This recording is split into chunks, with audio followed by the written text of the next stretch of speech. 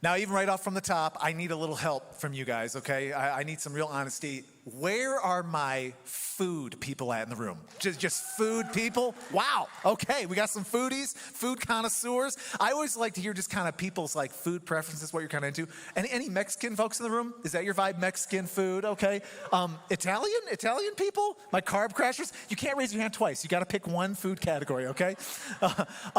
Any Asian, Indian type people, kind of that kind of vibe? That's kind of my thing. Where's my just straight up American people? I just want some fried chicken, some burgers, that's kind of your thing. Okay, I always like to just see where people are at this because something is really fascinating to me. How much of our lives are just organized around food?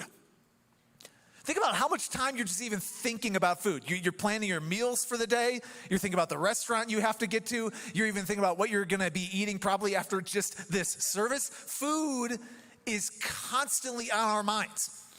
And some of you actually are infected with a debilitating condition that I'm gonna help you with right now. And it's called being hangry. Does anybody know this terminology?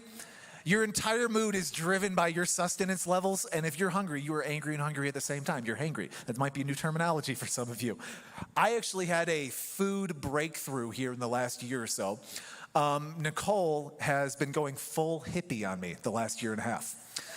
And what I mean by that is my wife is getting into having our own garden. She's making her own kombucha. We're doing like all this stuff. And one of these things in her hippie project has been making her own bread, homemade bread.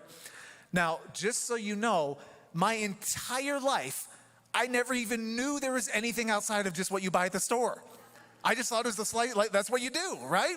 And so I didn't even know there are all these different options. And so Nicole's like, hey, I want to start making my own bread. And I was like, do I have to participate in this? As long as I don't have to participate, I support you because I don't want to get involved in any of these strange endeavors. I was not supportive, okay? But then she went and made this first batch of homemade sourdough bread. And it came out of the oven looking like that. And I was like, that looks edible. That looks edible. And so I took a bite, and all I'm gonna say is this. I am never going back, everybody. My sins have been forgiven. I have been washed clean in the name of Jesus. I mean, it has changed my life. Homemade sourdough bread. If you haven't tried it, I'm just saying, it will change everything for you. But I know you were like, Brian, why are you talking so much about food? Did you miss breakfast this morning or something? I'm going somewhere with this. Today, I wanna talk about the most famous food story we have in the whole Bible. And it's often referred to as Jesus feeding the 5,000. Maybe you've heard of this on some level. This is what is so incredible about this story. I mean, apart from Jesus rising from the dead, obviously, this may be, you could argue, his most famous single miracle. It is the only miracle of Jesus that is recorded in all four gospel accounts of his life. The only one. That says something about its importance in these writers' eyes. And if you just think about it, this is the single largest miracle Jesus ever performed just by considering the sheer numbers of people that it impacted in a single moment. And I'll just be honest with you guys, when we were starting to talk through this series with our teaching team, and we're like, man, I think that's kind of one of those famous ones we need to cover, I was like, what is there left to even say about this story? Jesus feeds people. The end. Let's pray. And maybe you'd hope I would end the sermon right here saying that, but I have a couple more things to say. I was actually blown away as we started studying this because I'm like, there's nothing left to say about this. The Bible's bottomless, everybody. I mean, you will never get to the bottom of anything God wants to say in this. And I've just been blown away by just some of the fresh insights I even got out of this as we were preparing for this. And I think we're going to get some real cool stuff out of this. So I'm going to be in John 6 if you want to follow along. And let me set the stage here. This is a moment in Jesus' life when he's starting to travel a lot more. He's starting to teach publicly. He's starting to do miracles, and there's kind of some fame for him. People are hearing his name. Crowds are starting to gather. And at one point in his travels, Jesus stops and does an all-day teaching session in one location. He's preaching all day. I know some of you guys think I'm long-winded. Jesus went all day. Now, granted, he was much better. I'm sure he kept everybody's attention all day, but he's going all day, and at this point, a crowd of thousands of people is formed. We'll see here later in the account that it was 5,000 men, not including kids and women. And so many scholars would argue this is a crowd that could easily be 15 to 20,000 people that are just trying to get a glimpse of this guy that they're hearing as some sort of miracle worker saying all sorts of unbelievable stuff. Now, the problem, though, when you stay in one spot all day and you're talking, is people start to get a little hangry, all right? So this crowd is a little famished. It's been a long day of sitting in the sun and hearing Jesus talk. And so Jesus says this in John 6, verse 5, "Where shall we buy bread for these people to eat?" Now, you have to pause and just realize how ridiculous of a question this is. This is the first century. People aren't just about to hop in their cars and swing by Chick-fil-A on their way home, okay? This is not a simple task. I mean, this is a very hand-to-mouth culture. Your entire life was focused on trying to get enough food, prepare enough food, have enough food. And so for enough people to get bread is just a ridiculous thing to even suggest. And Jesus' followers know this, because in verse 7 it says this, Philip answered him, "It would take more than half a year's wages to buy enough bread for each one to have one bite." Jesus, it's going to take tens of thousands of dollars just for people to get one single spoonful. This is a logistical, financial nightmare. Now, some of the Bible nerds in the room, you might have noticed, I skipped a verse. You're like, "Brian, you're cheating. You can't just be jumping around the Bible like this." I actually think it's kind of interesting to read this verse next because it shows what's really going on. Look at verse 6. This is talking about Jesus. He asked this only to test him, for he already had in mind what he was going to do, to test him. I actually watched a YouTube video recently, and it was by this famous psychologist, and he was talking about how to improve in any area of your life. So he said, if you really want to get better at an instrument, or if you want to get better at a certain subject, or learn a language, or even just make gains at the gym, he said there's actually one single thing you must do if you actually want to see progress in your life. He said you must get to the edge of your ability. He said you have to bring yourself right up against that line of what is possible and impossible for you. He said that is the only way you're ever really going to make progress in your life.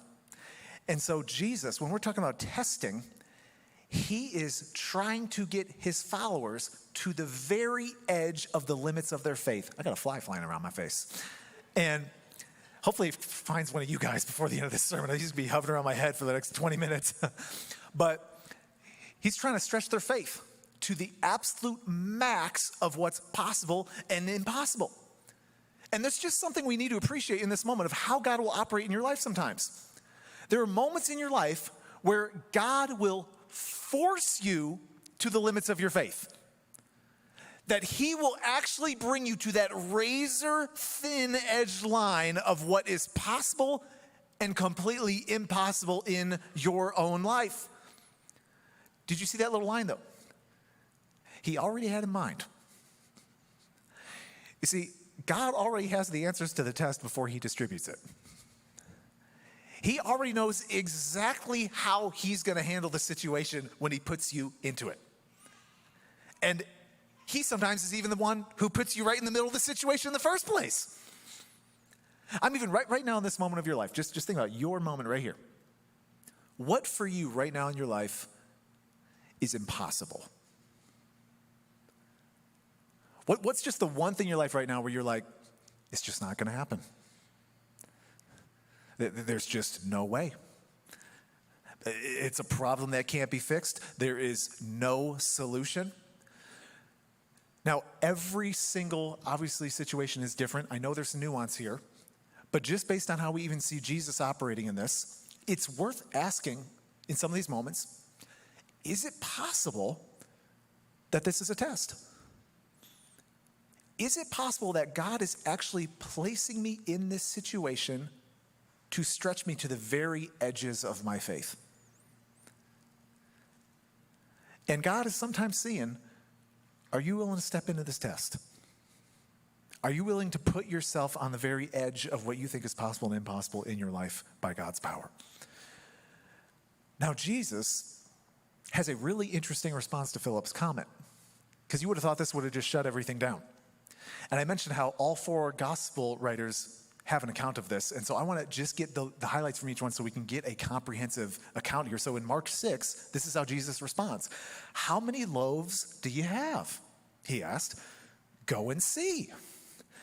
Now, based on how the disciples act, I think we see what they really think about this. So go back to John 6. Look what it says. Another of his disciples, Andrew, Simon Peter's brother, spoke up. Here's a boy with 5 small barley loaves and 2 small fish. But how far will they go among so many? So here's how at least I'm thinking it's going. Jesus is like, hey, can you go find some food?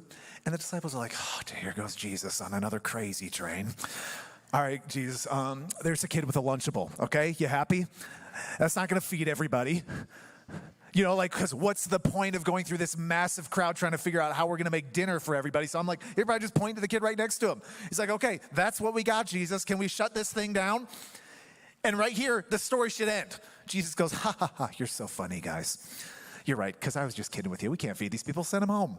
Or Jesus should say, like, you better call Domino's immediately and order everything they have. Like, this is where you're waiting for a practical solution.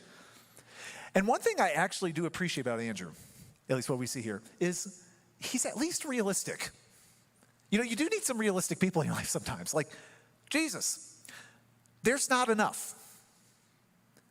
What we have is not sufficient for what is required. That is just a fact. And sometimes it's okay just to acknowledge reality. You have moments in your life where you realize what I have, who I am, is insufficient for what this situation requires. Just 2 weeks ago, I had an interesting conversation with a young dude in my neighborhood. I met this family a couple years ago. They moved into the state, and this kid is kind of special in the fact that he is a high premium level hockey player around the world. And so his family, they've literally traveled all across the country, and he spends most of his time in Canada to play hockey because for basically the last few years especially, he has been on track to go into everything about his time, his life, his schedule has been focused on this singular goal. We're getting this kid into the NHL, and this is what he's wanted to. So every time I see him kind of at the park, they're hanging out, I'll get the catch up from him. Hey man, how's it going? What's the news? I want to hear, you know? And so just recently, about 2 weeks ago, I ran into him. I was like, dude, what's going on? He just got back from Canada and he's giving me all the updates. And so I was kind of like, so what's this looking like? He's kind of getting at that age. And the tone changed in the conversation. And he's like, Brian, you know, I was telling you about the trajectory I was on and everything. And he said, it just wasn't enough. The time I put in wasn't enough. My skills are not enough. The opportunities have just not been enough. And he said, I think the NHL door closed. And everything he's been preparing for since he's been 5 years old has just completely fallen apart. And he just said, he's like, it's not enough. And so he's got a whole plan to go D1, which is still very impressive. But again, the line that just stuck out to me, he's just said, it wasn't enough. Now, we have these moments in our lives too, don't we? There's just not enough money. There is not enough time. There's not enough health in your body to do what's necessary. I'll just have a moment of honesty with you guys. I actually have some of these moments quite often, just in a weekly basis. I'll be driving to work some days. I'll be passing over I-25. I'll be looking at all the houses in our area, all the people. And sometimes I'm like, Lord, look at all these people. Just think of all the needs represented in these people's lives. Think of all the desperate situations. Think of all the messes that are going on. Think of how many people are just even lost and so far from God. And I'm like, and we've got just this one church here on the north side of Denver. And I love this church, but I'm like, we are limited. We are limited in staff and money and volunteers and people. We don't even have a paved west parking lot. Half of you guys parked in rocks today. You parked in a bunch of weeds and rocks. We don't even have a paved parking lot on one side. And I'm like, Lord, how could we possibly put a dent into all of the needs represented in our community? I'm like, it's like we got a couple pieces of bread and some fish. We got one Lunchable to feed millions of people around Denver. It's impossible. It feels insufficient for the need. You have to be so careful when your mind starts going down this road, though. When you start realizing the lack. Because there's moments where you will use your own limitations to define God's limitations. And you'll start putting them in your own little box. I actually preached a sermon earlier this year, and one of the points that I think fit really well with this, and the only reason I bring it up is because I know I forget all of my sermons. And if that's true, I know you forget all my sermons too. So it's good to get a little refresher every now and then. And so I said this in a message. You can be right about every detail of a situation and still be completely wrong about God. Andrew's right. There is not enough food. I mean, this is an obvious fact. But the problem is, your brain goes to this moment then too, where you say, oh, since I can't, God can't. And so we need to just shut this thing down, Jesus, because it ain't going to work. And you think about it with your own life. You have already decided in your mind that there's certain things God just can't or won't do in your own life because you can't. Now, Jesus, again, just says stuff that any normal person would never say in the same situation. And this is how we know he's much more than any normal person. Matthew's account says this. Jesus responds, Matthew 14, bring them here to me, he said. Why? Why, Jesus? Can we stop playing games? Okay, are you going to eat it yourself? Just eat it in front of everybody else while we all starve? Is that the plan? You're just going to laugh in our faces? Is that how we're doing this? Like, why are we even talking about this? Bring them here to me. Now you see here, Jesus has a completely different approach than we often ever have in our own lives. And he's trying to change their thinking again. They are on the edge of their faith limitations right now. And you see, though, the disciples, they're starting with the shortfall, right? Here's all the ways this isn't going to work. This is why this is drastically insufficient for what we need. And some of us in here, this is how your brain works, right? You're so good at thinking of all the reasons why it's not going to work. Right? Some of you guys, that's your brain. And we love you. We call you accountants. No, I'm just kidding. They're being realistic. It's not a bad thing to be realistic sometimes. But Jesus flips the whole thing on its head. He says, well, let's not start there. Let's start with what you have. What do you have? What can you start with? What is already in your hand? Just bring that to me. That's all you need to do. I know it's drastically insufficient. Just bring it to me.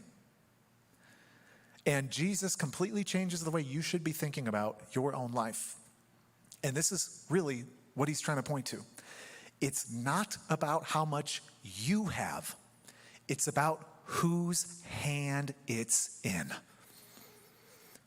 Oh, this is important. This is really important, okay? Please follow me here. Follow me. I want to have a little bit of fun with this, okay, just to illustrate the point. So I'm doing something very spontaneous right now. I need some love from somebody in this room. I'm asking for a volunteer. But I need a specific person, okay? I need somebody in this room who does not have much musical background at all and is not afraid to be put on the spot for just a minute. Can anybody just help me for like half a second? Otherwise, I will pick one of you. I know enough of you guys in this room. I will pick you, okay? Anybody want to do me a solid? I need you for like 1 minute. We got a helper up here? Come on, man, you want to do me a solid? You want me to do a solid? Merv, can you help do me a solid right now? Come on, Merv, get up here. Come on, Merv. Can we give Merv some love? Come on, my man. I knew you'd be a good sport about it. All right. So just so everybody knows, this is not a hustle or anything, Merv. I did not ask you before anything, right? This is not a setup. You did not. Do you have any musical background skills at all? I have zero. Perfect. Okay. How about you come up here? We want to make sure we can see this really, really well. And so I got Tommy right here in the back. Now, that's a guitar right there. You know what that is at least, right, Merv? Okay. So let's see if God can do a miracle right now, okay? So, Merv, we're going to let you put this guitar on real quick. Tommy, hook him up right now. And Merv, when was the last time you played a guitar, probably? What? 6 years old now. 6 years old? And I think I Okay. took it off and Banged it against a chair. Okay, so it's been a couple years, is what he basically said. So can we make sure we get that guitar turned up a little bit? Merv, can you just give us like a little Jimi Hendrix, Stairway to Heaven?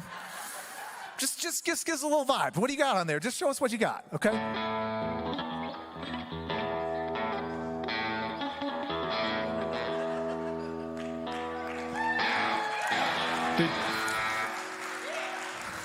Dude, they are only trying to encourage you right now. That is all they're doing right now, Merv. Okay. Hey, that's all I need you to do. Thank you so much, man. We're not going to ask you to play any more. So go ahead, hand that time real quick. I appreciate you, Merv. Thank you so much. That was interesting. Now, Tommy, I was like, Tommy, can you just rip something? Tommy's one of our awesome guitarists at the church. And I was just like, dude, can you just give us like a quick little riff or something? Okay, you got something? Just a little? Okay, what do you got?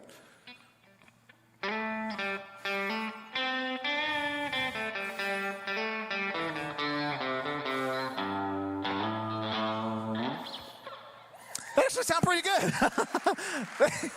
Okay. Not bad for putting me right on the spot. Do you see where I'm going with this? You can have the same exact guitar. The same guitar. You put it in my hands or Merv's hands, you get noise. It's just a piece of wood with some strings. You put it in Tommy's hands, you actually get some music, right? You take some random ingredients, you put them in my hands, you are gonna get a peanut butter and jelly sandwich at best, You put some ingredients in Gordon Ramsay's hands, you got yourself a 7-course meal fit for a king. You take just a random microphone like this and you put it in somebody's hands on the street, you might maybe get a fun karaoke night at the local bar. You take a microphone, you put it in Taylor Swift's hands, you are now selling over 100 million albums and packing stadiums around planet Earth. Somebody saw Taylor Swift this last week, I think. You take a couple pieces of bread and fish and put them in the disciples' hands, you have a snack. You take those same pieces of food and you put them in Jesus' hands, oh, you're about to find out. It is all about whose hands it's in. It's everything. What are you still holding that you need to put in Jesus' hands? Now, I don't want this to be some preaching cliche, where you're like, that sounds great, but Brian, what in the world does that mean? Where in your life are you insufficient? Where do you fall short of what is required? And what Jesus is saying is, don't start with what you don't have. Just put that in my hands. And let me start doing the work. Now, I'll just tell you guys, even just one of my own personal experiences with this. One of the areas I feel drastically insufficient often is actually just in my own pastoring and preaching. I promise this is not me trying to fish for some compliment or something after church where it's like, Brian, you really are good. Don't worry. We don't sleep that much. That's not what I'm saying. But I'll tell you guys, just real talk. There are so many Saturday nights, I look at my notes and everything, I'm like, this is trash. Like, I don't want to waste anybody's time with this. And they're just going to come up here and watch me lay a giant goose egg here on Sunday morning. That's what it's going to be. And it's not because I'm trying to perform or be impressive. Genuinely, guys, I want you to know, I know what's going on in your lives. So many of you guys, you are so busy. You got so many things going on. You got massive problems you're trying to navigate. I don't want to waste your time. I want to be helpful. I want to give you something that can actually help you in this faith walk, this journey with God. That's what I'm really trying to do. And so I just don't want to just completely make this a pointless exercise. And there were Saturday nights where I'll just go to God and I'll be like, Lord, I got a couple pieces of bread and some fish. This is not going to feed the need. With everything that's going on in people's lives, all the different stages and seasons of life people are in, there's no way this is going to be able to meet the need. I am falling drastically short. What I found, though, which is so paradoxical to me and incredible, is so often my insufficiency is my greatest strength. Because it is those moments when I feel totally dependent, utterly helpless, in such desperate need of God. Weirdly enough, many times, those are the Sunday mornings when I sense God moving the most powerfully. When I see him move in the most incredible ways. Because those are the times when I most clearly put it in Jesus' hands. It's true. And so I just want to challenge some of you. Some of you guys are holding it way too tight. And you are insufficient. And some of you are painfully aware of that. And I just want to challenge you to do an experiment. The next time you start to go in freak out mode and you realize it ain't going to work, it's too much, stop yourself. Say, okay, God, I am placing this in your hands. I am no longer carrying this responsibility myself. I'm no longer carrying the whole weight on my shoulders. I need you to take this. And all I'm saying is, as you experiment with that, I am confident you will start to see some things that I've seen in my own life where Jesus just starts to do things with your lack that you could have never done on your own.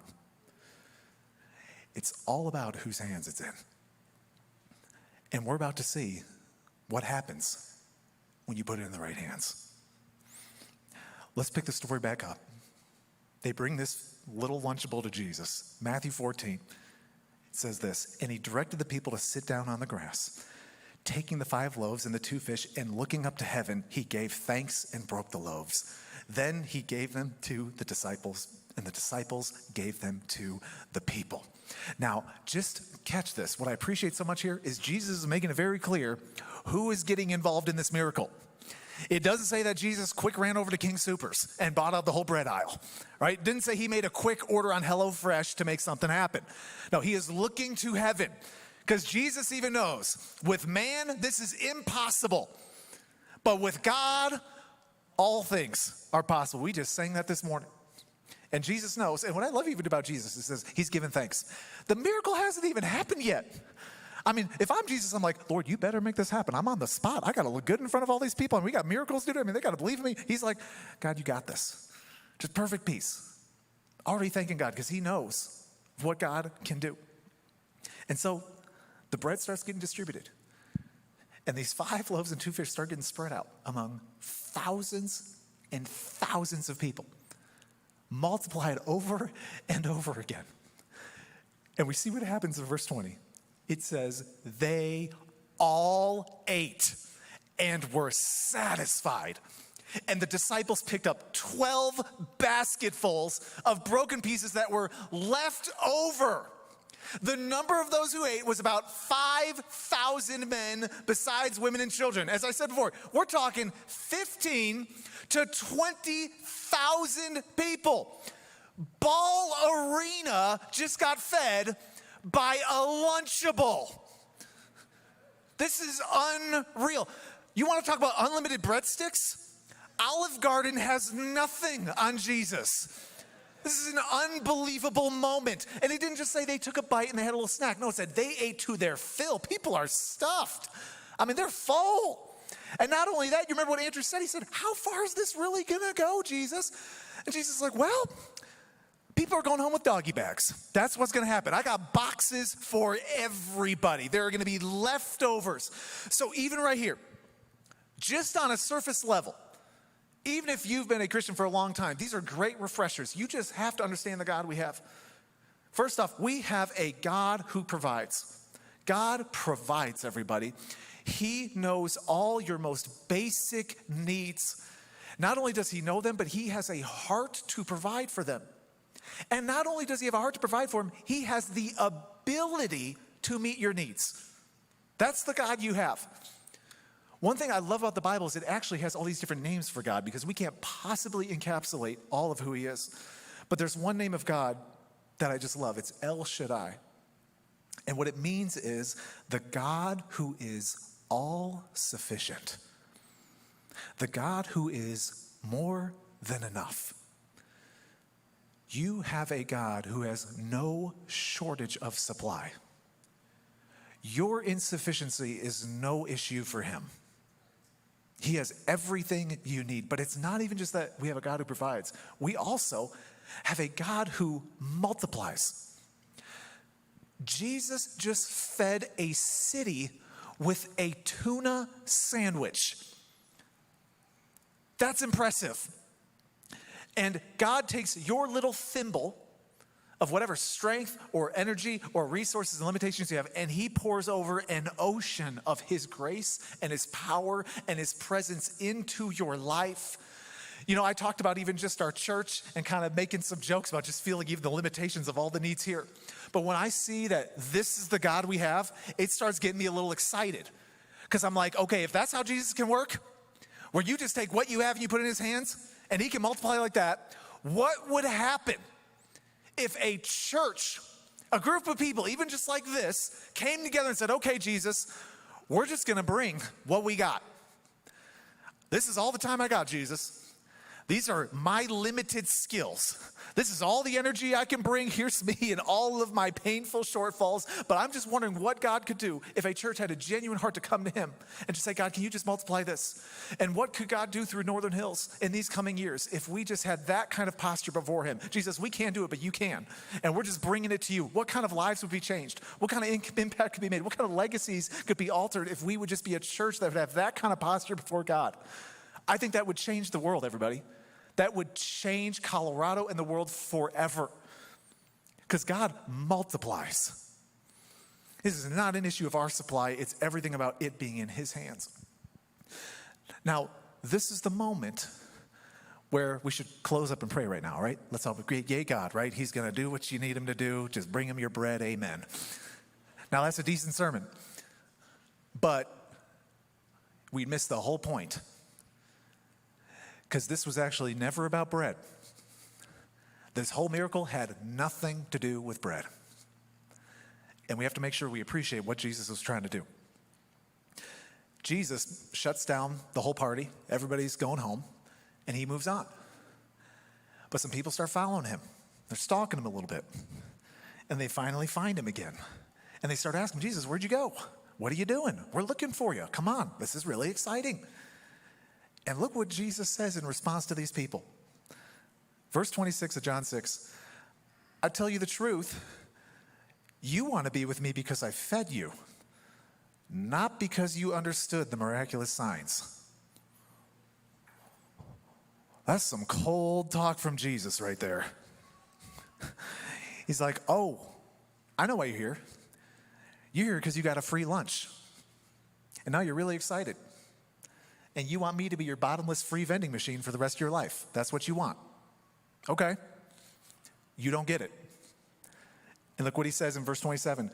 Do not work for food that spoils, but for food that endures to eternal life, which the Son of Man will give you. Again, just what Jesus is saying. He's saying, you think this is about you getting 3 proportionate meals a day so your stomach can be full.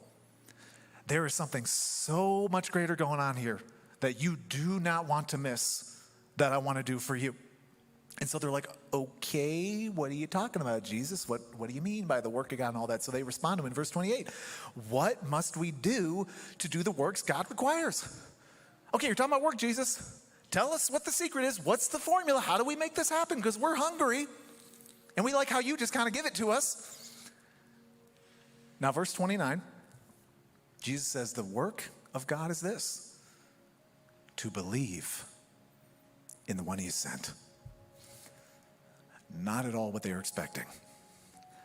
Because now they start asking all these sorts of questions like, well, how are we supposed to believe in you? Who are you to say that, we're supposed to come to you and put all our faith in you and all that? And they start pressing, resisting a little bit. And this leads Jesus to make one of the most powerful, profound, famous declarations he ever made in his whole ministry here on earth, where he says this in verse 35, I am the bread of life. Whoever comes to me will never go hungry. Whoever believes in me will never be thirsty. And so this is what Jesus is saying. He's like, you must understand, Jesus did not come to give bread. He came to be bread. Now let me explain that, because I know that sounds strange. The bread Jesus multiplied was never about just feeding people's stomachs. It was not about just getting some free meal. Jesus was just trying to give them a small taste of what he wanted to do for their souls, of what he wanted to provide for them deep down in their greatest needs.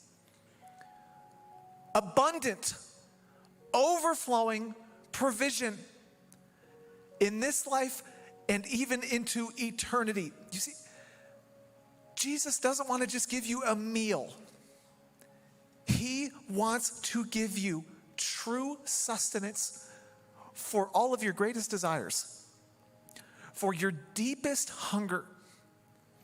And that hunger is for a genuine relationship with God, with his provision for your sin, freedom from all the things that we struggle with, hope for eternity, true satisfaction in his love and his presence in your life. Once you have this bread, it is like homemade sourdough for your soul. There is no going back. You can't have the old stuff after you taste this. Jesus says, you will never hunger again. I am the only one who can truly satisfy you. And some of you in this room, you have tried many things to satisfy yourself.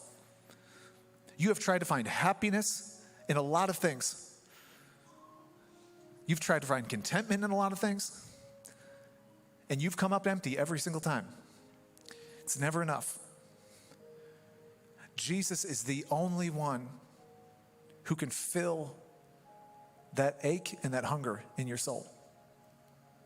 He's the only one who can do it. And so, this is what Jesus is offering. This is what the miracle is about.